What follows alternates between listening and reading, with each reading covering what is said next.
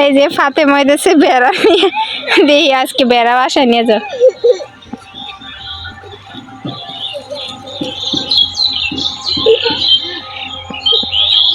বেড়ারে ঘাস খাওয়াইতেছ? হ্যাঁ, দেখি বেড়া নিয়ে যাও, চলো।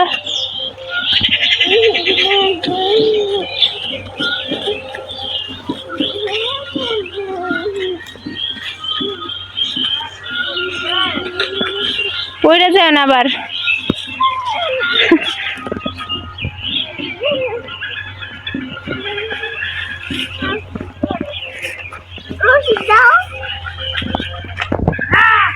চলো,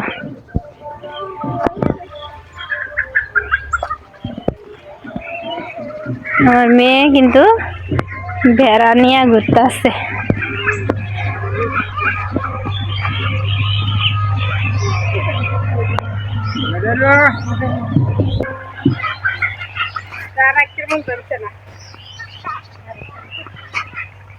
ভেড়া দাঁড়াইতে খুলে দাঁড়ায় ফাতেমা, কথা শুনে দেরি, কথা শুনেনি। দেখছো তোমার দাদি মাত্র গরু বের করলো। ওইগুলা সব তোমাদের। এই যে দেখছো ওই শিং, এইটার তো শিং এই নেই, দেখছো? হাই হাই, ও বাবা, এটার তো শিং আছে, এটারও শিং, এটা জলপিটু শিং, আর এটা অনেকগুলো একটা শিং আছে। মা গো, আসসালামু আলাইকুম, আপনারা সবাই কেমন আছেন? আশা করি যে যেখানে আছেন সুস্থ আছেন, ভালো আছেন। জি আলহামদুলিল্লাহ, আল্লাহর অশেষ রহমতে আপনাদের দোয়া ভালোবাসায় আমরাও অনেক ভালো আছি। তো প্রতিদিনের মতো চলে আসলাম আপনাদের মাঝে নতুন আর একটি ব্লগ নিয়ে। আর আজকের এই ব্লগটি স্টার্ট করছি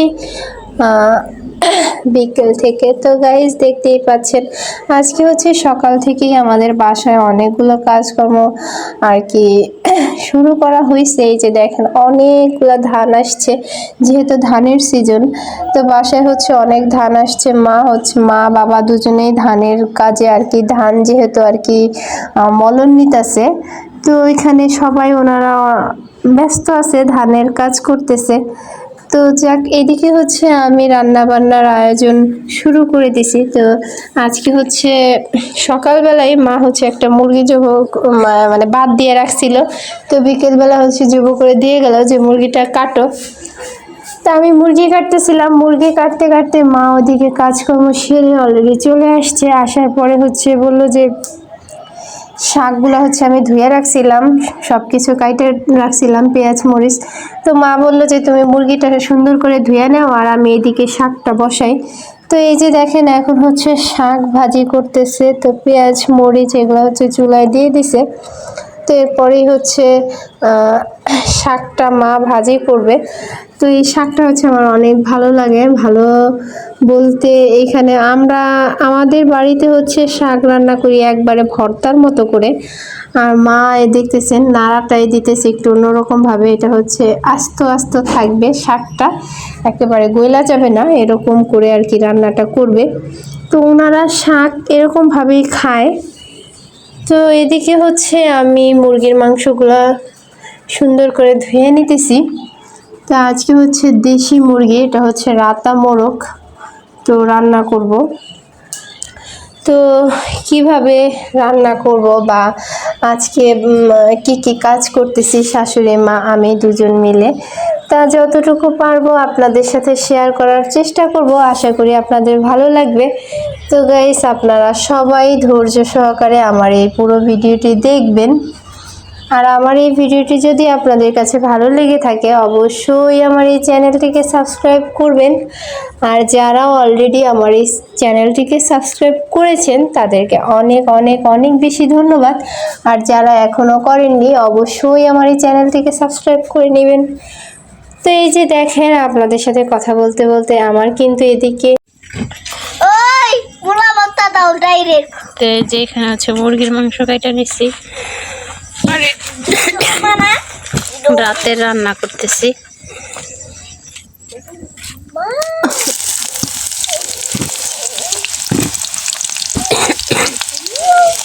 ঠান্ডা লাগছে, কথাই বলতে পারতেছি না। বেশি গরম লাগে চালাও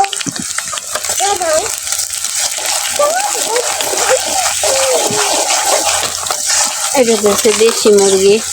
আমি মোবাইল দাও আজকে সকালে হইতেছে ফাতেমার দাদি আর কি মুরগির ঘর থেকে ধরে রাখছে জব করার জন্য রাতা মোরগ। কি করতেছে শীত করতেছে, গেঞ্জি ব্যাগে থেকে গেঞ্জি বের করে পরগা, জামা কাপড়ের ব্যাগে।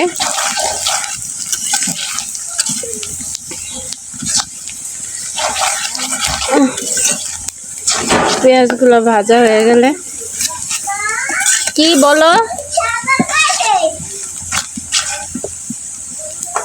তুমি যদি একখানে বইসা থাকো তাহলে গায়ে দাও। রাত্রের রান্না, কারেন্ট নাই, সমস্যা হয়ে গেছে আজকে। কোন সময় কারেন্টটা গেছে এখন আসতেছে না।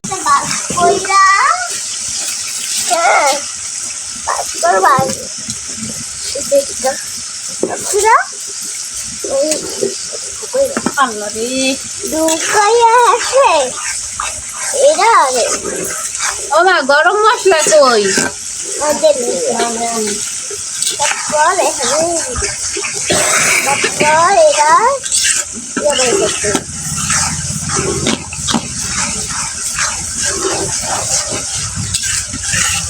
মশলা দিয়ে সুন্দর করে কোথায় দিচ্ছি আমার আম্মু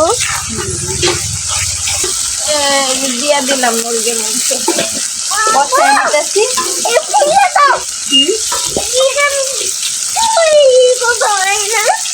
দেরি করো, এখন হাতে মাংস লাগাইছি। এই চেয়ারে বসো।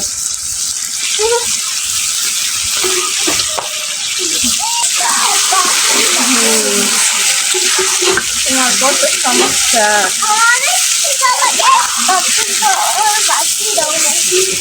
এত ক্ষুদা লেগে গেছে গা, বাদ দিলে জানি আবার বলো না যে খাইতে পারো না।